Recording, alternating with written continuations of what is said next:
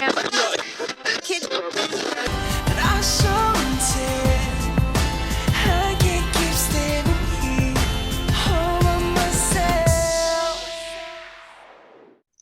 I am so excited to have on the show. He's back on the show, award-winning director, producer, writer, and actor, James Clayton. He's here Woo! today to Hello. talk about Okay. Thanks, his Chris. film, his award-winning film, Get Fast, an action-packed thriller. And one of the cast members here today, and I'm delighted to have her, is Fei Ren, and she's an award-winning actor. And I just want to welcome you to the show and congratulations on the film. I mean, it's actually will be featured at the American Film Market in Las Vegas, which was on November 15th. Is that correct?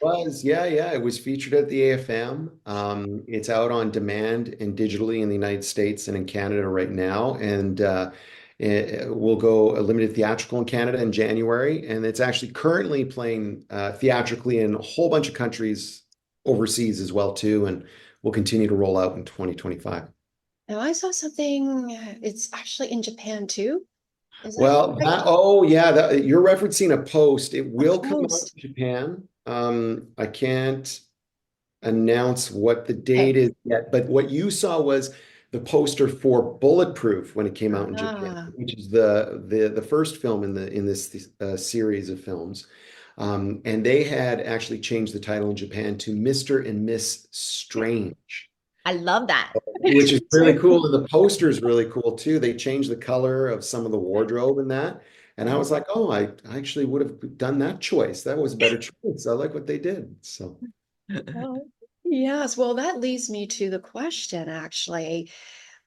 Is this a sequel from Bulletproof? Get it is. Fast? It is. So it is a sequel. It takes place roughly about a year after the events of the first film. But it's not a sequel in the sense that it is that you have to watch the first movie in order to enjoy this one. It's very much a serialized story, much like, the first like two or three Die Hards or Indiana Jones. And I did it that way because, it's it's an 80s, early 90s action throwback film. But I also wanted to infuse that serialized feeling from, the old TV shows, that actually would have inspired George Lucas to do Star Wars and all that stuff. And also too, like the way that James Bond was serialized back in the 60s and 70s, like there's Phil Granger who plays Vic in the film, and he's Mhm. loved the movie. He actually caught a little bit of the reference, in the opening sequence, there's a little bit of Goldfinger in it, right? S kind of stuff. So, I mean, the film is unabashedly just supposed to be fun for people, Mhm. nothing else. Well, it has a lot of action and thriller, which leads me to, is this your first time working together, It Faye? is. Yes. So how did it come about? What was the process like? Oh, well, I'll answer that first, Faye, because you Yeah, wouldn't go know for it, it all James. I'm started. curious. It really did start with just a casting search, Yes. and we were looking with, I mean, as you always do, when you're searching for an antagonist, is we needed someone who had, some great screen presence and someone who was really unique. And there were a lot of really talented actors that submitted, but Faye jumped right off of the screen right away. Her audition's really cold and really evil. And she had a streak of red hair if you remember, you had a streak of red in your hair, which I thought was really interesting. And to be quite frank, she was the only one that was different, but also had an elevation to her audition. And it was raw as well. So, Mhm. it's I find sometimes you almost don't want an audition to be too polished because it doesn't seem quite right. And I'm rambling now, but anyway, she was phenomenal in the audition. And there was really no question that it was going to be her. So, I mean, she was top of the list, and thankfully she accepted the role. Aw. Yes. Yeah. For me, it was like a blast just to audition it because I was like connected to the role. Because there are certain audition I'm just like, oh, doing it. But then this audition, I remember I felt it in my body. Mm. And the backstory of the original monologue that I auditioned, Oh yeah, that's I right. That's right. did Yeah. with it, and I was just like, ooh, that's fun to just like, hook my teeth in. Yeah. And then when I was acting it, I love the stabbing part because whenever I get physical, I find I get into my body, get into my breath, and I was there. So it was so fun to audition it. And I didn't have many takes when I was auditioning it. I just felt like, oh, I think I got it. I rarely have that confidence when I'm auditioning. So it was really cool experience actually. And then when I got the booking, it was also interesting because I think I had projects back to back that I directed or produced, like whether that's stage or short films that had toxic forces behind them that I was Mhm. so burned out. Oh, And when this project came along, it was such a breath of fresh air because the leadership in this project, James and all the producers and all the leads, are fantastic people to work with. That's so rare to see on a film set where the hierarchy, the top really create a culture that I mm. was just like every time driving to Kamloops is such a joy. It made my year. It was all Mm. Oh, that's honestly phenomenal. the highlight of my year. And I was just amazed that James just like directing, acting, producing. Like, I was like, how do you switch all these hats so calmly? Like, I was like, oh my God, a next level. Yes, no, Lots of caffeine, Faye. Lots of caffeine. no, No, you, it's the kindness. It was incredible.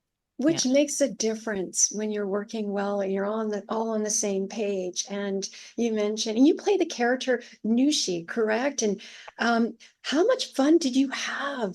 I mean, Oh, your character was so believable. Like, um, when you're playing a villain, is it more fun? Maybe that's not an easy question to ask. Is it much fun to play the evil, the villain, than opposed to a good, I mean, a character that's a little more, not as, I'll just put it that I way. always love evil. I love because it's so fun to just. I think I'm in real life a little people pleasing and pushovers. I'm trying to shift that, but in movies, I get to like release my inner rage, and then have no consequences for real.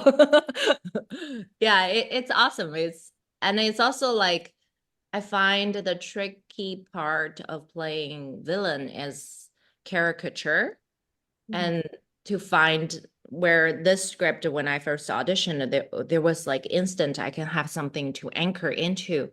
That's something I really loved, to be able to bring some humanity backstory into the character. Mhm. Yes, well, that's wonderful. And I want to go back to what Faye was asking or saying. James directed, produced, acted, and the whole thing. How did you balance? Because the whole many roles that you have, you go into being a director.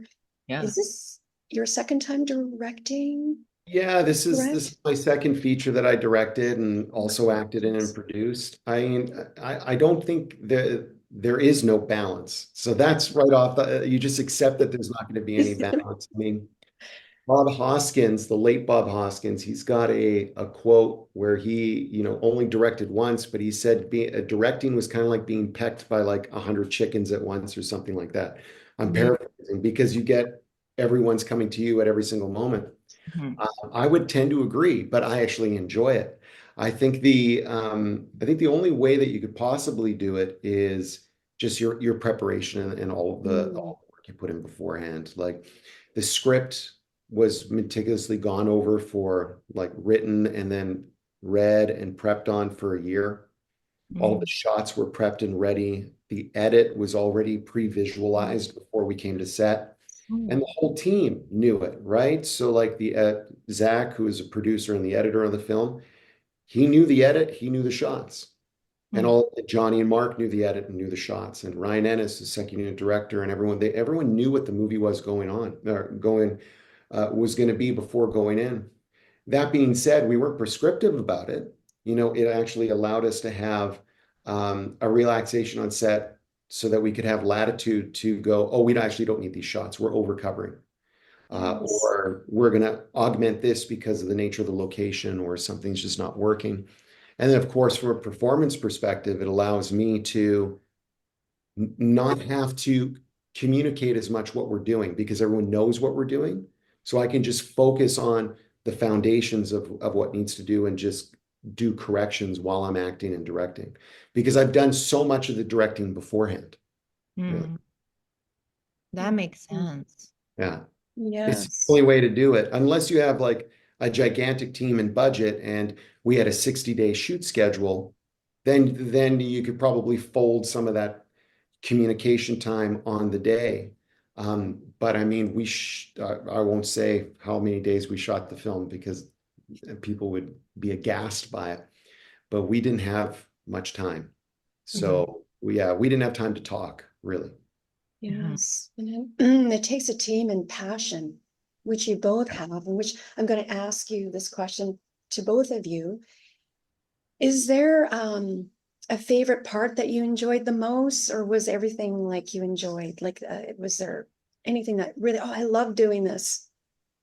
Oh, please, Faye, you go first. Yeah. Oh, the helicopter. I was gonna say that. I was It gonna was literally my first scene. I was just like, "Oh, are you okay with being strapped on with the door open and doing this?"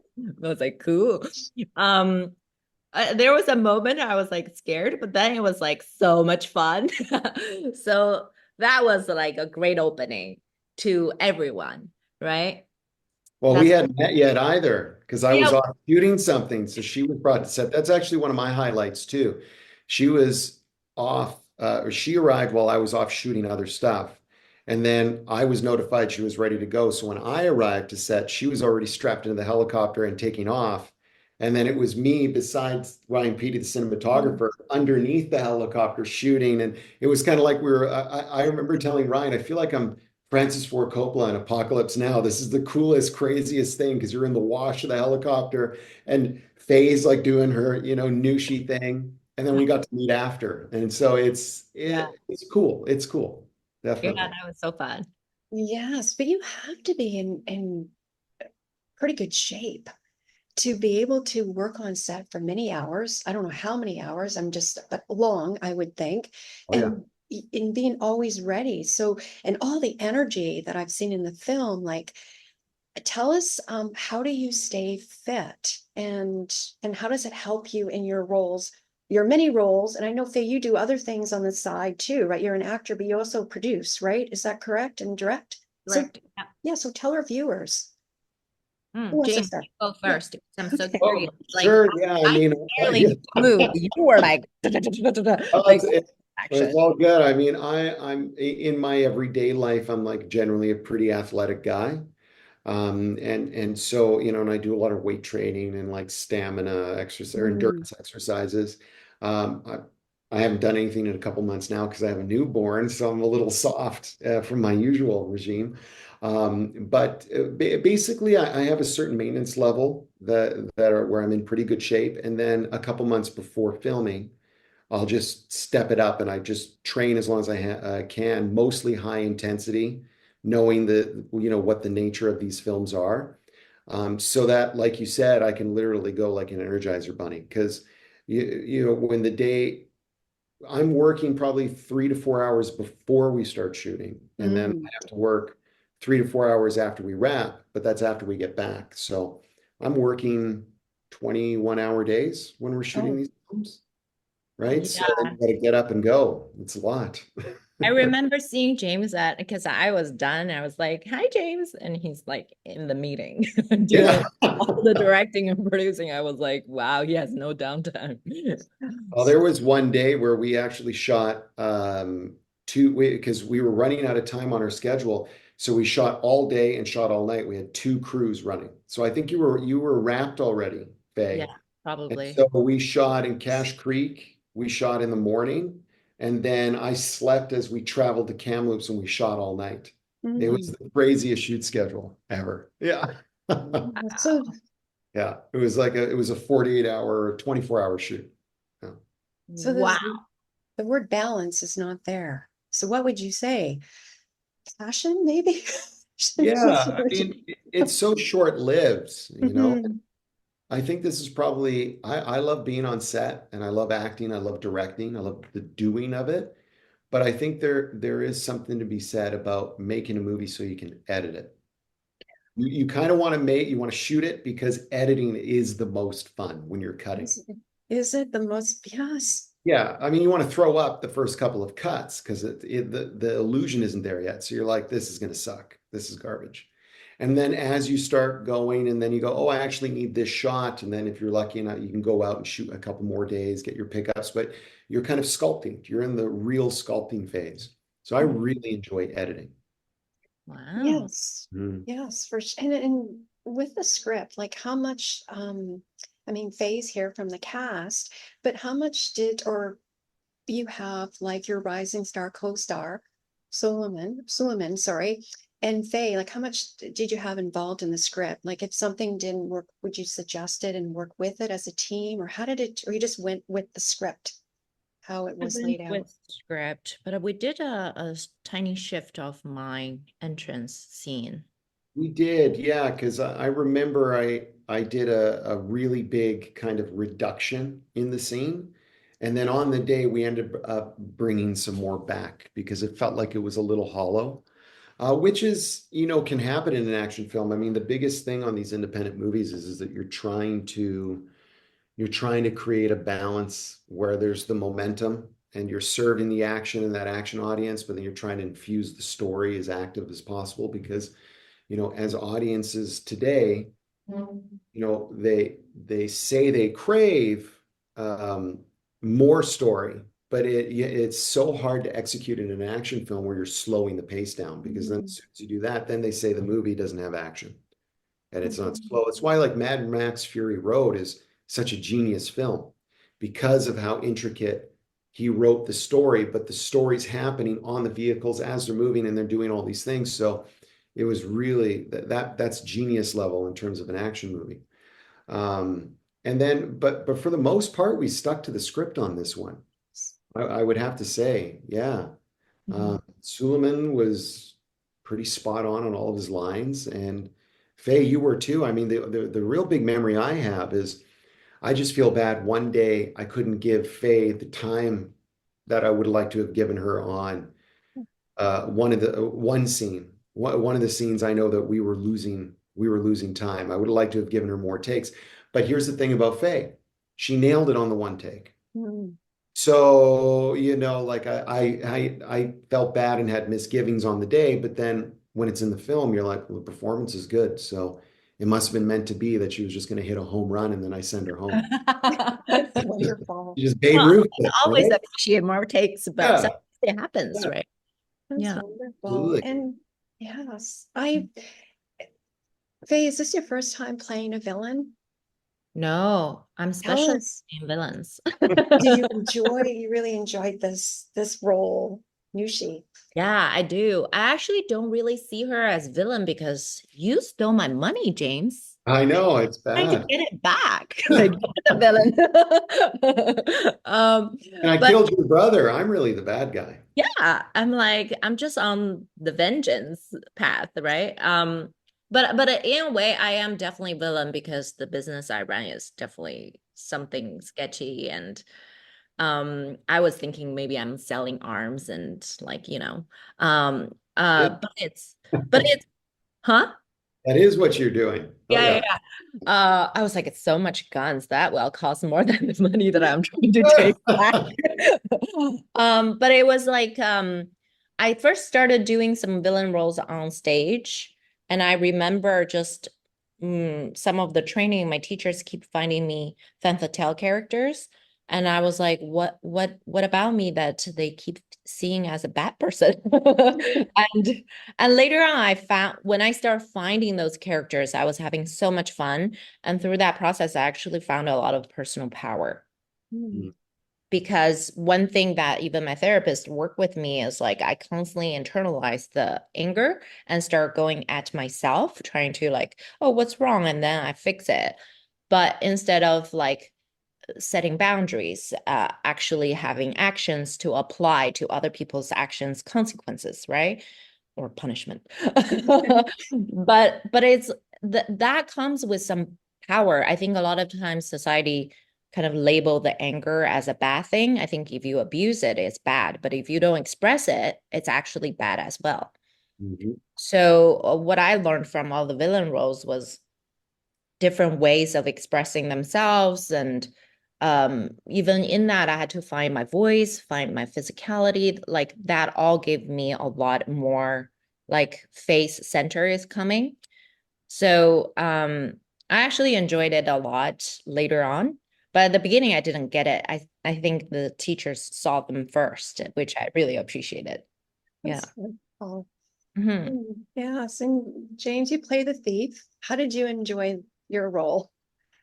Oh, I loved it. I mean, after I played the thief in Bulletproof, I really wanted to do another movie in that world and play that character again because I mean, it's not like you're at work or anything. It's like you're just having fun. I mean, who doesn't want to be the nonchalant, off the cuff hero, you know? And it's certainly not who I am in real life, you know, in terms of being gruff and rough and tumble and shooting people and telling people where to go and all of that. So I mean, there's that element that Faye's talking to where there is a bit of, you get to, exercise an alternate part of your personality that you wish you were. There's some escapism, but like in a healthy way, right? So you're basically using the art as a conduit. Because in my everyday life, I like to be pretty chill and funny for the Mhm. most part and quiet as much as I can. Mm. How's the feedback been so Oh, that's a great question. I mean, for the most part, people have, or audience members have enjoyed this film more than the first film. Mm. It's getting rated higher, which I, I, I mean, I've kind of removed myself from it a little bit too, because, as much as like I want to listen to audience feedback, because I think it's important for growth to objectively look at what you're doing and progressing your craft.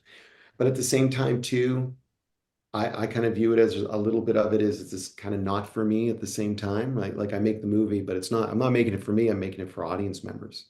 So I kind of remove myself a little bit from what the reaction is. But it seems to be positive. It seems to be positive so far, which is good.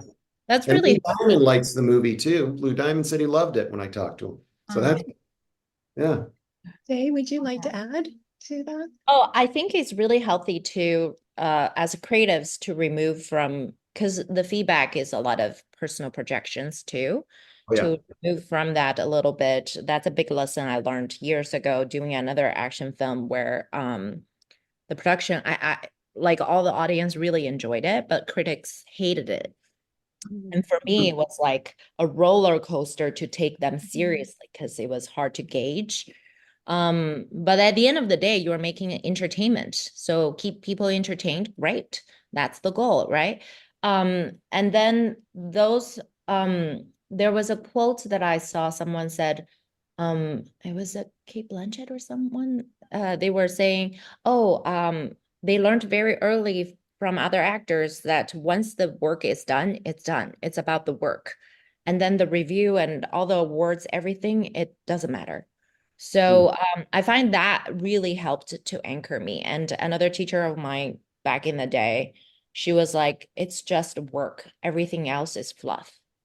That's And wonderful. it's anchoring into where James said at the beginning. It's like we stop glorify this thing and we just anchor into the craft. Mhm. Yeah.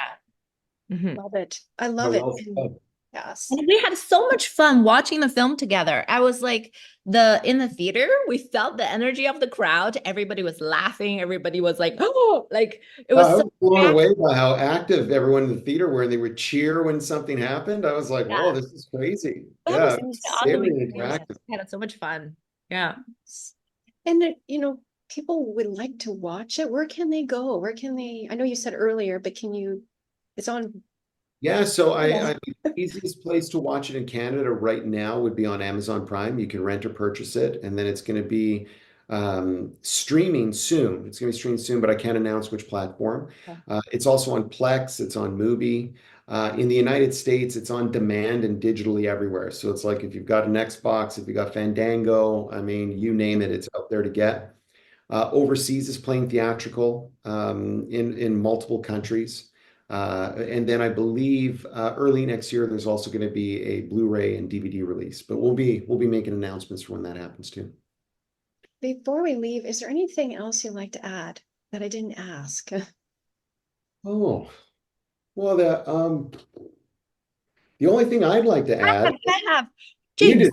what's your next project? It's in the making. Well, that's a great question. That's actually what I was trying to like decipher in my head. I've got a few projects that are up next. I think that there is a bulletproof 3, so to speak, that's waiting in the wings if this film continues to be as well received as it is. Because I've been hearing rumblings that people want another.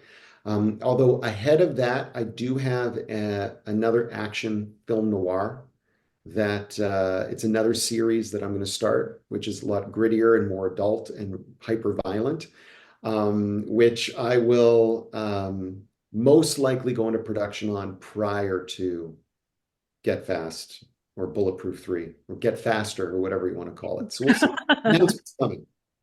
The Christmas movie is playing same weekend. Confession of a Christmas Letters. And also there's another movie. I should have prepared better, but there's another movie called Booked for Christmas. It's also coming out. Yeah, 2 movies. Excellent. Fantastic. Christmas time movies. Yes. I actually got one more thing to add. I was one of the producers on a Hallmark film that's coming out this holiday season too. I think it airs mid-December. It's called Happy Holidays.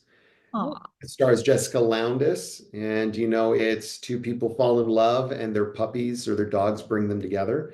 And Terry Ingram, who directed The Three Wise Men, I think, and a Baby, last year's Hallmark big smash hit as the director. So that's going to be debuting mid-December, and we're really proud of that film too. That's awesome. Yeah. I want to thank you both for joining me today on the program. And it was such a fun interview. And yeah, so thanks again for, congratulations to both of you.